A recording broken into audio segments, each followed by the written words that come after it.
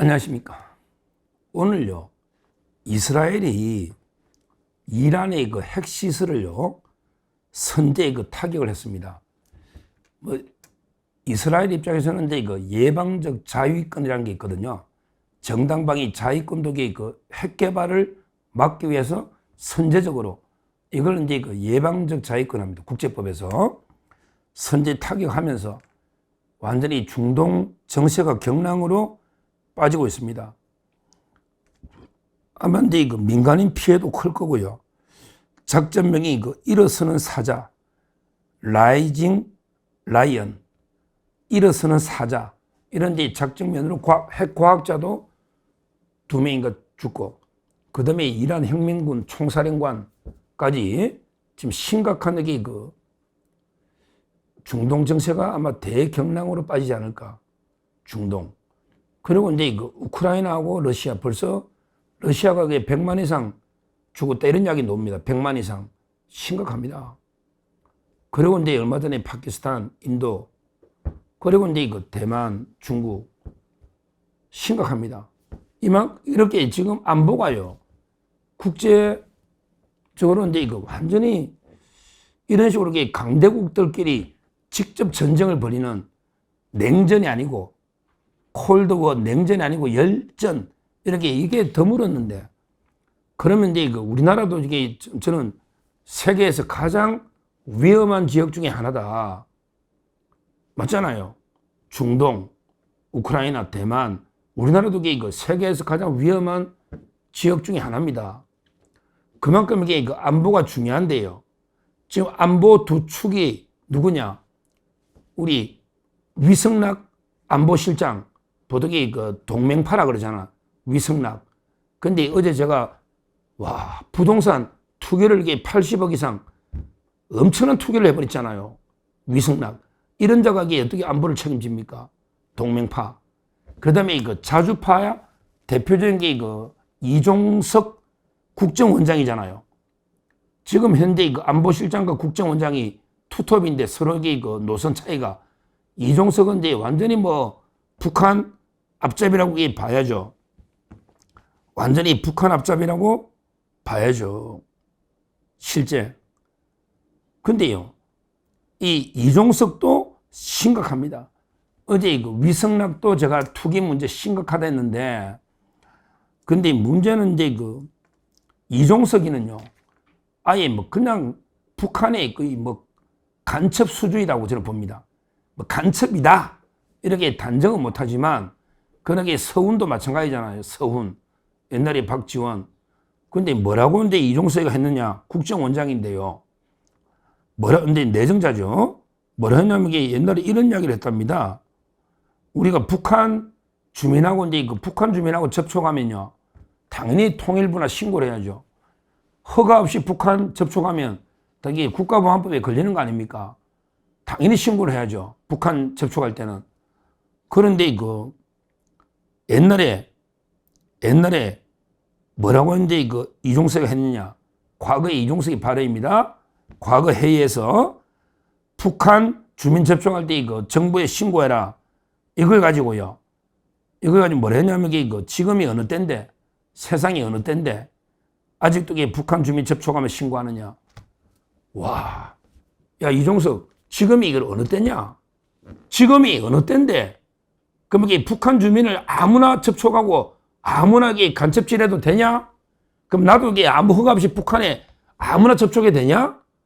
지금이 안보가 얼마나 엄중하고 위험한 이런 시기에 아무나 허가 없이 북한을 접촉이 되냐? 그럼 간첩은 어떻게 잡냐? 간첩은 아무나 접촉하면.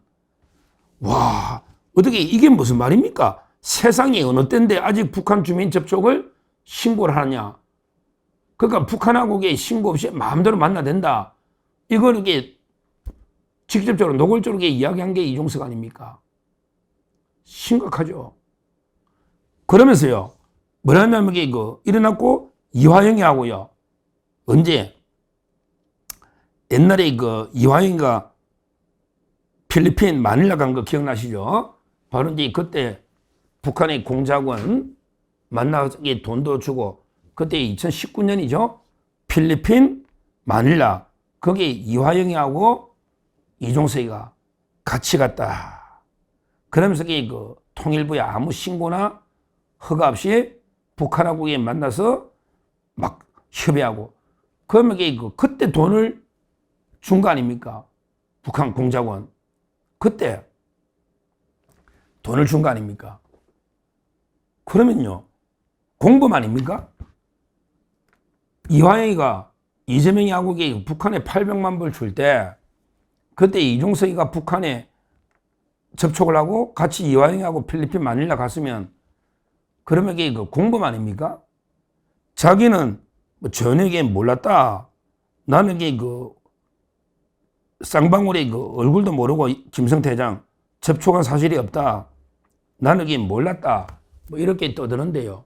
근데 이화영이하고 같이 필리핀 마닐라 가가지고 이제 그 북한한테 800만 불을 줬다면 북한 사람들하고 그 불법 허가 없이 접촉했다면 그 내용을 몰랐다는 게 더 이상하잖아요. 왜 이화영이가 아무 말도 안 했을까요? 필리핀까지 같이 가면서 야 우리 북한 만나서 이재명이 북한 가는데 500만 불 달라는데 깎아서 300만 불 쌍방울이 준다. 이 이야기를 안 했을까요? 저는 당연히 했다 보거든요. 이 부분은 철저하게 한번 조사를 해야 된다. 이종석이가 모를 리가 없다. 이렇게 저는 봅니다. 근데요, 더 중요한 게 쌍방울의 김성태 회장은 뭐 전혀 모르고 일면식도 없는 것처럼 이게 얼굴도 모르고 떠드는데요.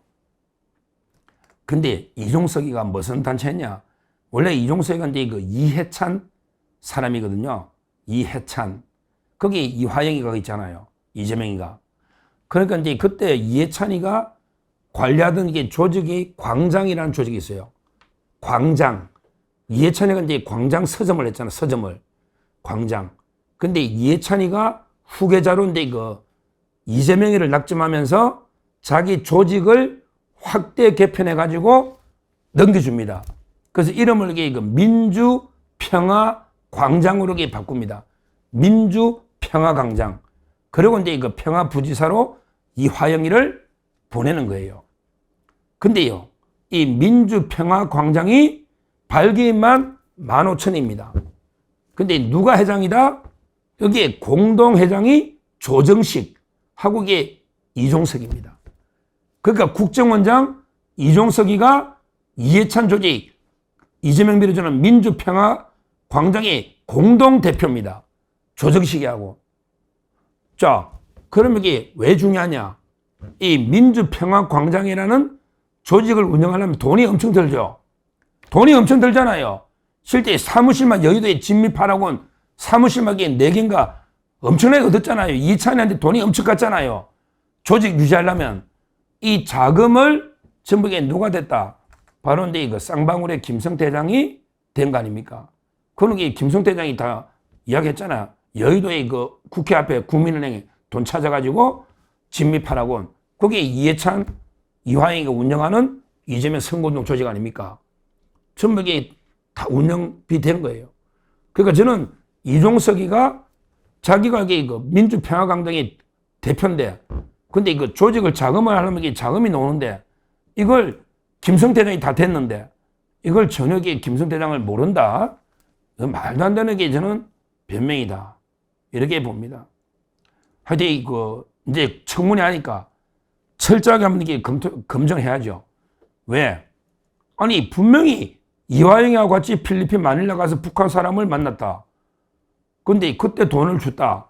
근데 그 이화영이하고 그 거물급 공동대표인데 그걸 모른다. 그러면 이게 모르면 말로 따라갑니까? 그건 납득이 안 되잖아. 이화영이가 이종석이 한 데까지는 말하겠죠. 말을 안 할 이유가 없잖아. 그때 이재명이한테 필리핀에서 직접 통화해가지고 쌍방울이 도와줍니다. 이 이야기 한 거 전화 들은 사람 몇 명인데 그 통화 내역이 나오잖아요. 들은 사람 몇 명인데 이종석이가 몰랐다. 같이 갔는데 필리핀까지. 이건 말도 안 되는 이야기죠.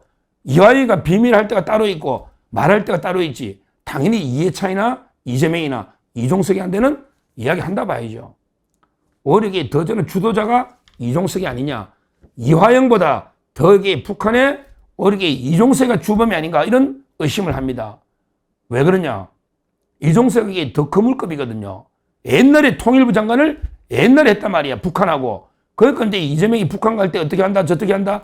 우리 이화영이가 실무자가 아닌가.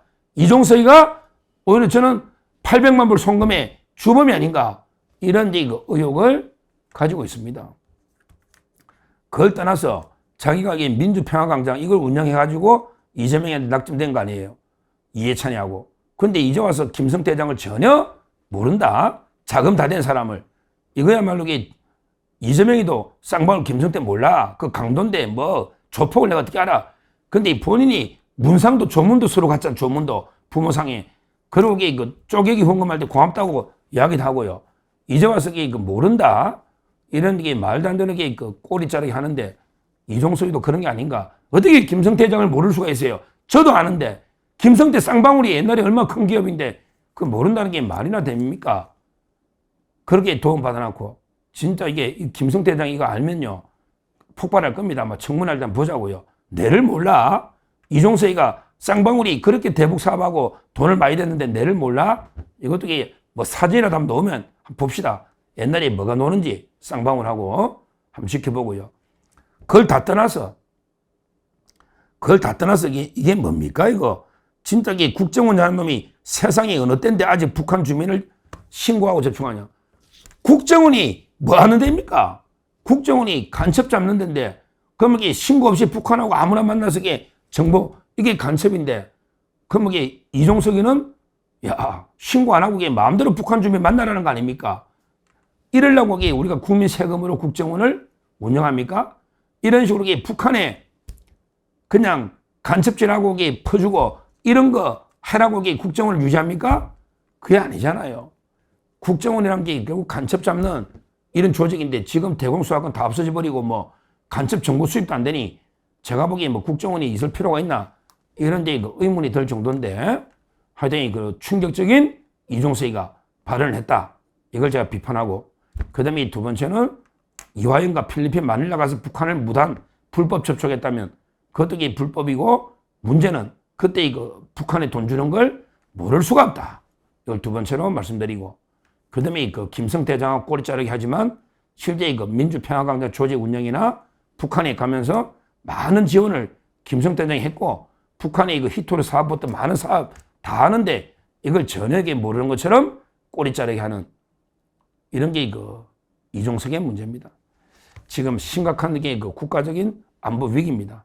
근데 이거 투톱 자주파와 동맹파 이종석과 위성락은 이게 땅 투기의 혈안이 돼가지고 뭐 안보에 관심이 있겠습니까? 그 다음에 이종석은 북한에 퍼주기, 북한에 관심이 가기 때문에 오히려 이게 안보에 해로운 위험한 자다, 해로운 자다. 이렇게 지금 심각한 위기다. 이렇게 저는 보고 있습니다. 하여튼 둘 다 이종석과 위성락 둘 다 우리 대한민국의 안보에는 오히려 유해한 해로운 자가 아닌가 이렇게 보고요.